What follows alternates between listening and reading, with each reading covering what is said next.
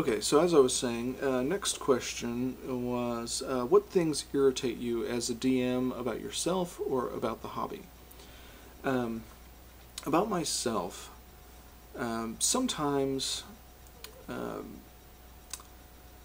sometimes I think I get burned out on occasion. Especially, I think it's especially prone to happen if I'm investing in a campaign or an adventure, or an RPG, and I get I feel like I'm not getting as positive a reaction from my players as I would hope, or if the players start, I hate to use the word derail, but if the players start to kind of, you can tell they're restless and they're playing the game at an angle that it wasn't intended to be, or even when starting a game, I have a really great idea for some campaign, and I sit down with the players and have them go through the character creation, and it becomes clear that they don't want to create characters that really kind of fit into that campaign. It's like they have their own idea of what they want to play versus the idea that's in my head of the campaign that I'm constructing. And when those two can be dissimilar to a degree, and it can bring some interesting angles to the game, but at the same time, sometimes it can be so dissimilar. The two expectations can be so dissonant that it just causes friction, and that friction tends to kind of burn me out on something. I mean, especially as a game master, you're spending so much time in preparation for these things, and when the time you spend preparing leads just to something that you don't feel like you're really getting your time's worth out of, that can be a big downer, and so that hits me every once in a while.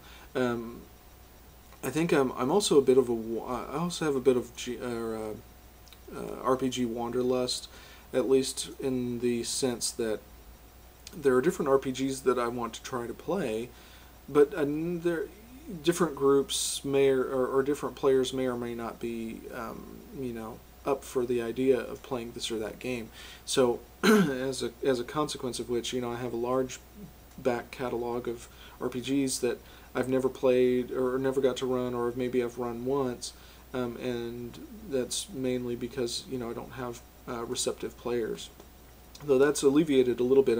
I'm actually in two separate game groups at the moment, and one of those groups is much more kind of open to trying different things, which has kind of helped ease that a little bit.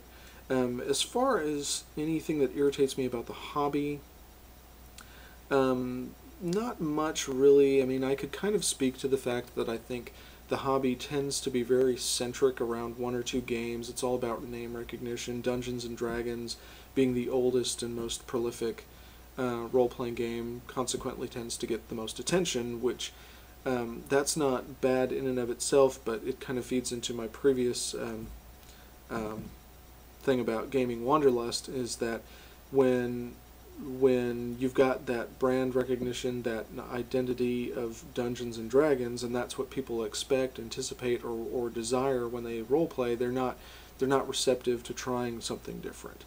And that's the only thing that irritates me, is, I suppose, people who aren't willing to try other things, or that aren't willing to try something from a different angle, or people who kind of get stuck in a rut, and they don't want to branch out. I'm a very open-minded person, so close-mindedness as a concept is very difficult for me. Not that I'm not close-minded about certain things, not that I'm not a stubborn pessimist at times, but I try to really be open to new ideas. I like exploring new ideas, because how else do you ever discover anything? I mean, how else do you ever learn anything unless you're willing to step outside of your comfort zone? So that's probably the only thing that I could think of about the hobby that really irritates me. What makes a great player in your view? One of the absolute musts, I think, at least from my perspective as a GM, that a player needs to have for me to consider them a great player is trust. Players, this feeds into one of my pet peeves, which is rules lawyering. Because to me, now granted, I know there will be many people will argue this with me, but to me, rules lawyering, at least in most circumstances, is an extension of non-trust.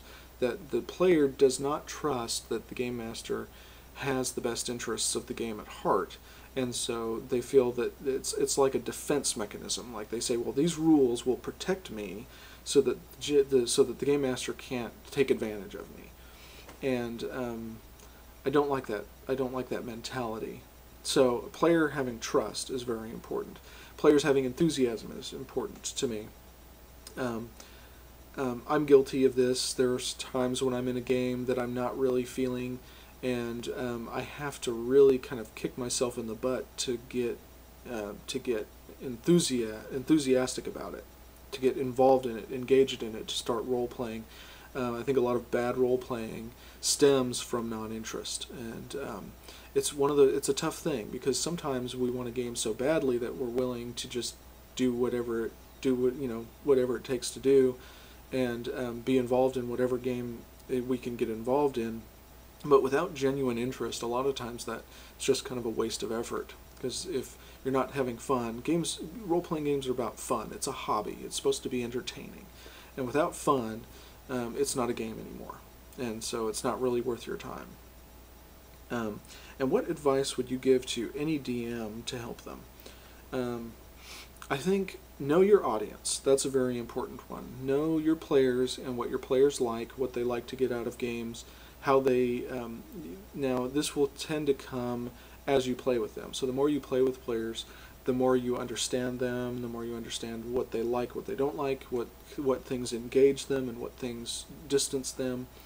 But kind of be open with your players. Talk to them about the game. Talk to them about what they want. Talk to them. Give them your ideas for said campaign, and find out if that clicks with them. Find out if they're interested at all in what you have to say. And sometimes you'll find that they're not. Sometimes you have a really awesome idea, and they aren't feeling it, and that would consequently, if you tried to push forward and run that game, in most circumstances, you may find that the game is terrible. It's not fun, and it ruins your perspective on that campaign, because you've had this idea that's going to be so great and wonderful, and then you get into it and it's not, and then that burns you out on that concept. So something to be cautious about. I think all GMs should at least make some attempts at preparation. I've known some GMs that can go completely off the cuff, and it works for them. And I like to do about half and half. I like to prepare half, not that I prepare half of an adventure and leave the other half unprepared, but rather I take a very kind of surface level preparation technique. I get myself familiar with all the NPCs that I'm going to want to include, or at least that I'm attempting to include. Get an idea for the general kind of flow of an adventure or campaign. Generally what topics and places and people are going to be important, and what I want to introduce, what themes I want to introduce. But I leave the actual structure fairly unprepared in terms of, scene A leads to scene B leads to scene C, because I want my players to be able to experience it in the way that they are, the way that they visualize their characters pursuing the goals. So you should be prepared, because you don't want to be stuck in a scenario where you don't know what to do, or you're in a dead end, and you don't know how to, you've got 3 more hours of gaming tonight and you have no idea what you're going to do with them. But at the same time, you want to leave yourself open to interpretation, because your players, I promise you, your players will come up with ideas that you have not in any way, shape, or form prepared for. And so you need to be able to know, or have some outs for yourself, so that you can let them do what they want to do while keeping them on track, keeping them focused, keeping them engaged, keeping them entertained. But you'll tend to find a lot of times that will introduce beautiful new subplots and story twists that you never thought would ever happen, and those can be some of the most rewarding gaming moments. I know in the long Star Wars campaign that I ran, there were entire subplots that I never saw coming, and they were the players said that those were some of the most entertaining subplots that ever came out of the game, and that's what made the game a success. So hopefully, I think I answered all the questions. Oh, how many systems have I GM'd? A lot. I'm going to try and put maybe those systems down in the notes. I want to say at least 20, 30, 40 systems, maybe not quite 40, at least 20 or 30 systems I've GM'd. Like I said, I'm a wanderer. I like experiencing new things. So, chew on that for a while. Leave me any comments. Let me know what you guys think. Thanks.